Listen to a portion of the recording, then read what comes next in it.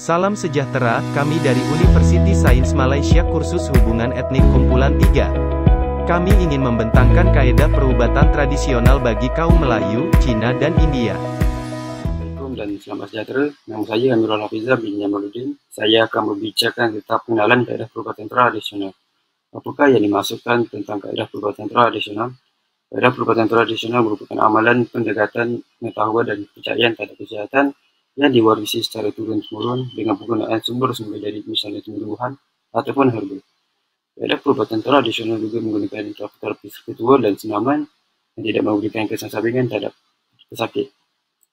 Daripada definisi ini membuktikan bahawa kaedah perubatan tradisional masih relevan dalam pengalaman masyarakat sehingga ke hari ini.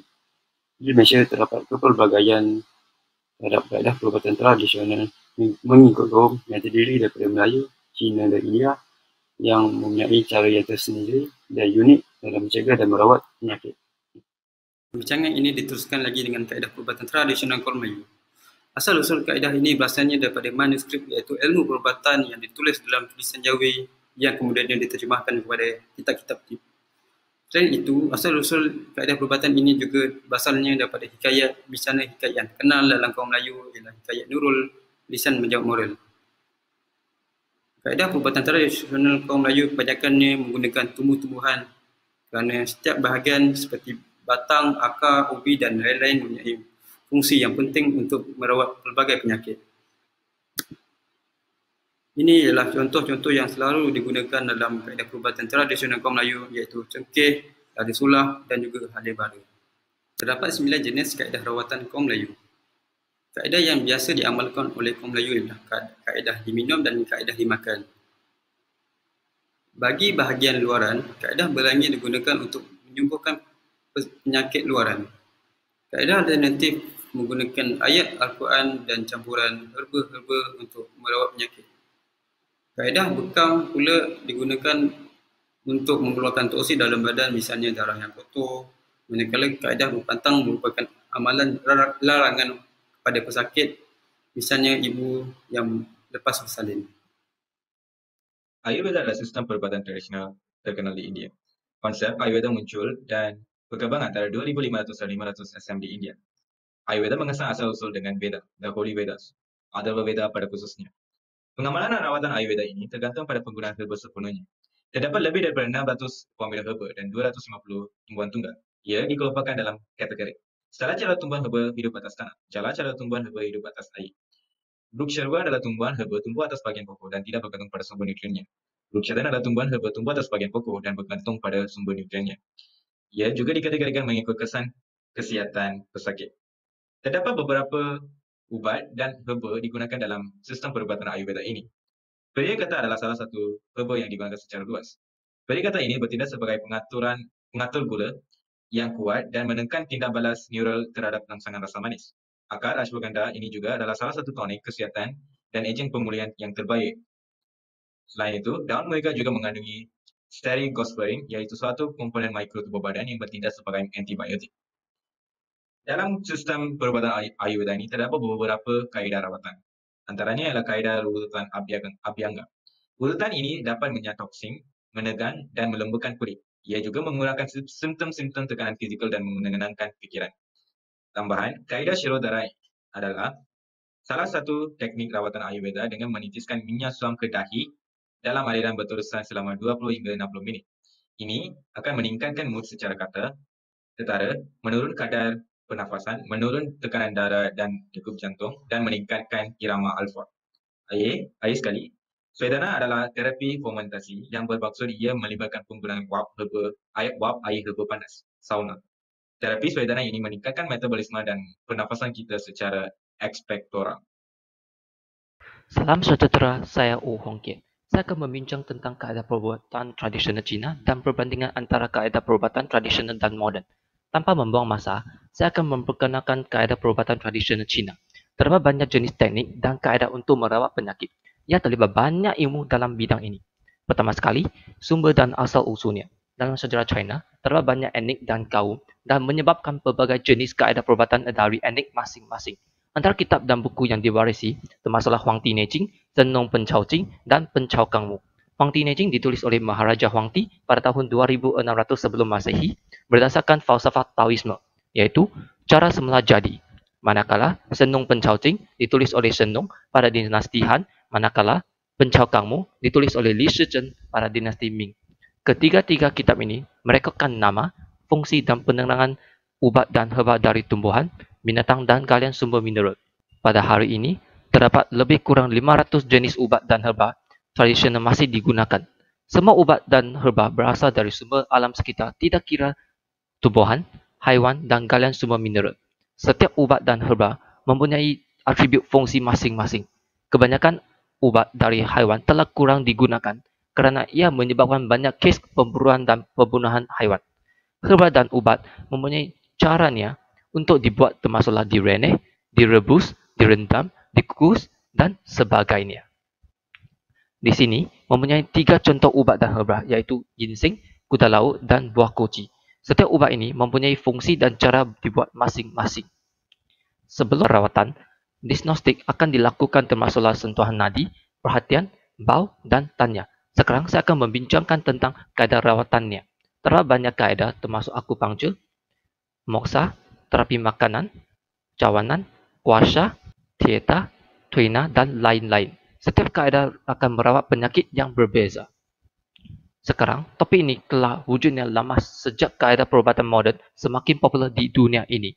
Sumber perubatan tradisional diperoleh dari alam sekitar, manakala sumber perubatan moden kebanyakan terdiri daripada unsur kimia. Sebahagian pesakit cenderung memilih kaedah perubatan tradisional adalah untuk ketenangan serta kebimbangan tentang kesan sampingan perubatan moden. Merujuk soal selidik daripada 170 responden, 21.2% responden bersetuju kaedah perubatan tradisional lebih berkesan, manakala 58.8% responden memilih neutral, manakala 20% responden bersetuju kaedah perubatan moden lebih berkesan. Perbincangan saya akan hentikan di sini. Sekian. Terdapat beberapa metodologi yang telah digunakan dalam kajian ini. Antaranya ialah sumber internet, borang soal selidik Google Form, dan temubual.co. Assalamualaikum warahmatullahi wabarakatuh. Nama saya Nur Ghazina Asfar. Pada hari ini saya akan membentangkan tentang keputusan dan perbincangan.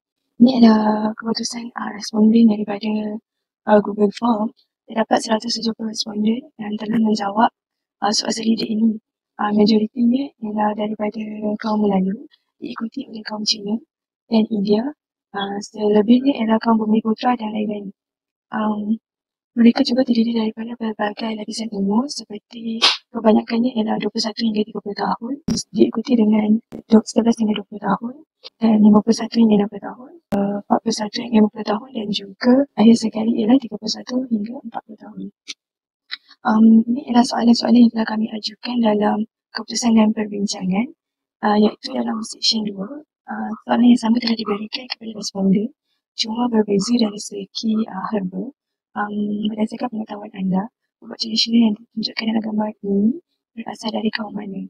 Di bawah ini adalah contoh-contoh gambar yang telah ditunjukkan kepada responden. Okey, ini adalah keputusan jawapan bagi soalan pertama, iaitu soalan telah bertanyakan mengenai herba-herba yang terkenal dalam kaum Cina. Seramai 73.5% responden berjaya menjawab soalan ini dengan menyatakan bahawa herba ini berasal daripada kaum Cina. Selebihnya daripada kaum Melayu dan juga tidak tahu. Dan terdapat segelintir juga yang menjawab daripada kaum India. Okey, seterusnya ialah soalan mengenai ubat tradisional kaum India. Lebih daripada separuh responden, iaitu 55.3% telah menjawab herba tersebut berasal daripada kaum India. Diikuti dengan seramai 29.4% responden menjawab daripada kaum Melayu dan selebihnya tidak tahu dan juga ada responden yang menjawab daripada kaum Cina. Akhir sekali ini adalah herba daripada kaum Melayu, perubatan tradisional kaum Melayu. Di sini kita dapat lihat responden kebanyakannya menjawab yang daripada India dan selebihnya daripada Cina, Cina, Melayu dan juga tidak tahu. Berdasarkan soalan-soalan yang telah diajukan, jelaslah kita dapat lihat bahawa sebenarnya responden keliru dengan penggunaan herba dalam perubatan tradisional setiap tahun. Hal ini kerana terdapat persamaan dari segi persamaan herba yang digunakan. Itu sahaja daripada saya. Kita teruskan dengan keputusan dan perbincangan dalam seksyen 3. Salam sejahtera dan Assalamualaikum. Nama saya Nabiha dan saya akan membentangkan keputusan dan perbincangan seksyen 3 soalan 1 hingga 5. Seramai 91 orang responden mempunyai pengalaman dalam kaedah perubatan tradisional dan 79 orang tiada pengalaman. Majoriti responden pernah mencuba kaedah perubatan tradisional dan ini membuktikan perubatan tradisional masih diamalkan dalam masyarakat. Generasi muda masih mengamalkan kaedah perubatan tradisional kerana majoriti responden adalah pelajar USM yang berusia 21 hingga 30 tahun. Seramai 48 orang pernah mencuba kaedah perubatan tradisional kaum lain dan 122 orang tidak pernah mencuba kaedah perubatan tradisional kaum lain. Terdapat banyak halangan yang dihadapi oleh setiap kaum untuk mencuba kaedah perubatan tradisional kaum lain. Antaranya adalah isu halal dan batas agama Islam yang menghalang kaum Melayu untuk mencuba kaedah perubatan tradisional kaum Cina dan India.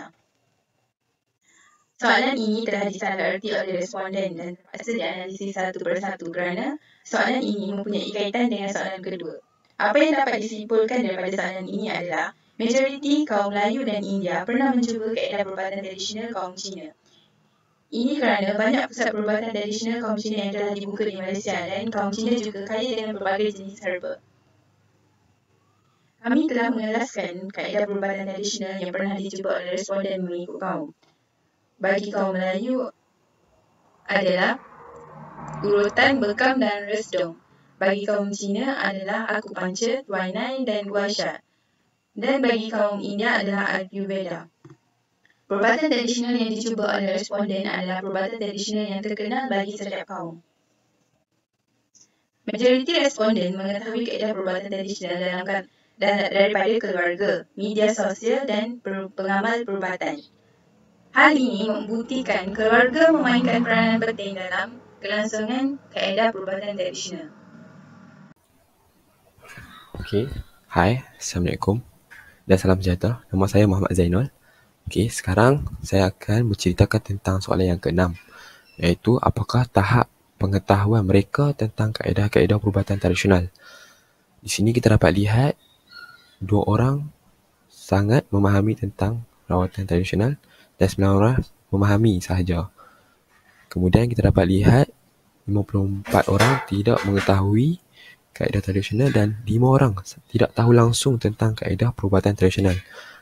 Di sini saya dapat simpulkan bahawa majoriti tidak tahu langsung tentang kaedah-kaedah perubatan tradisional. Ini mungkin disebabkan kaedah tradisional tidak begitu popular dalam kalangan masyarakat. Seterusnya, soalan yang ke-7. Pada pendapat mereka, adakah kaedah perubatan tradisional lebih berkesan berbanding dengan kaedah perubatan moden? Di sini kita dapat lihat 28 orang setuju dan 8 orang sangat setuju. Dan 31 orang tidak setuju dan 3 orang sangat tidak setuju tentang kaedah perubatan tradisional lebih berkesan berbanding dengan kaedah perubatan moden. Apa yang dapat saya simpulkan pada soalan yang ke-7?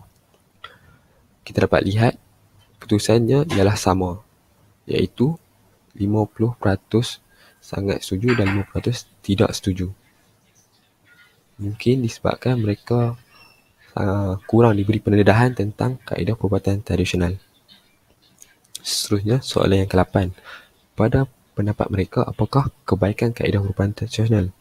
Di sini kami memberikan beberapa pilihan jawapan.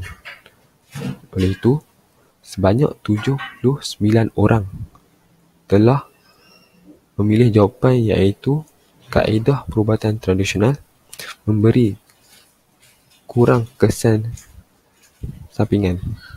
75 orang telah menyatakan bahawa kos rawatan lebih menjimatkan bagi perubatan tradisional. Kemudian, soalan yang ke-9. Sekiranya mereka menghadapi penyakit, apakah mereka akan memberi peluang untuk memilih kaedah perubatan tradisional? Sebanyak 65.9% menyatakan ya, mereka akan memberi peluang untuk memilih kaedah perubatan tradisional. Ini mungkin disebabkan mereka percaya bahawa kaedah perubatan tradisional akan memberi kesan yang lebih baik berbanding kaedah perubatan moden. Mungkin juga ia disebabkan oleh kos rawatan. Seterusnya, soalan yang ke-10. Sekiranya mereka menghadapi penyakit, adakah mereka akan memberi peluang untuk memilih kaedah perubatan tradisional? Jika ya, sila berikan alasan. Okey, di sini terdapat senarai beberapa alasan yang mereka berikan, iaitu pertama, lebih berkesan berbanding dengan perubatan moden. Seterusnya, tidak menggunakan bahan kimia justru ia lebih selamat. Kita tahu perubatan tradisional menggunakan bahan-bahan atau herba-herba semua jadi. Yang terakhir, mewarisi perubatan tradisional daripada keluarga dan boleh merawat diri sendiri tanpa mengeluarkan kos yang tinggi. Kebanyakan orang mempunyai generasi yang tua yang mengajar mereka tentang kaedah perubatan tradisional. Salam sejahtera, saya Chong Yuan Sing. Kami telah menjalankan temu bual bersama Puan Koli King. Oleh sebab MCO, kami menjalankannya melalui Skype. Dalam proses ini, kami mendapati bahawa kaedah perubatan tradisional Cina yang diwarisi oleh Puan Ko ialah Tuina, Guasha dan Tieta. Ketiga-tiga ini melibatkan urutan. Tuina mengawal peredaran darah dan aliran hormon. Guasha membantu dalam peningkatan pengedaran darah. Manakala Tieta mengurangkan simptom yang menyakitkan seperti sakit perut, sakit kepala, sakit otot, sakit tulang dan sebagainya. Arah urutan akan digunakan bersama Tieta supaya kesannya lebih baik. Ramuan ini diperoleh daripada bapanya, iaitu senseinya pada masa yang sama. Puan Ko juga menasihati bahawa makanan tertentu tidak boleh campur dengan ubat kerana ini akan menyebabkan ubat hilang impaknya. Akhir sekali, Puan Ko berharap agar generasi muda memberi peluang kepada kaedah perubatan tradisional untuk memahaminya dan mengamalkannya. Kesimpulannya, kaedah perubatan tradisional ini banyak faedahnya, khususnya selamat dan risiko memberikan kesan sampingan lebih rendah berbanding dengan kaedah perubatan moden kerana ia tidak menggunakan unsur kimia. Bahan ubat semuanya diperoleh daripada alam semula jadi. Oleh itu, kos perubatannya juga lebih murah. Tiada mesin-mesin yang mahal diperlukan. Daripada sorotan literatur, kami dapat lihat bahawa kaedah perubatan tradisional bagi kaum Melayu, Cina dan India ini mempunyai persamaan, iaitu menggunakan herba yang mudah diperoleh daripada alam sekitar. Daripada keputusan dan perbincangan pula, jelaslah bahawa masyarakat Malaysia masih menerima dan mengamalkan kaedah ini. Kaedah perubatan tradisional ini merupakan rawatan alternatif yang penting dan berkesan di seluruh dunia. Oleh itu, ia sewajarnya dimajukan. Kaedah ini merupakan asas kepada kaedah perubatan moden pada hari ini. Lantaran itu, generasi muda seharusnya menghargai warisan masyarakat yang berharga ini. Sekian, terima kasih.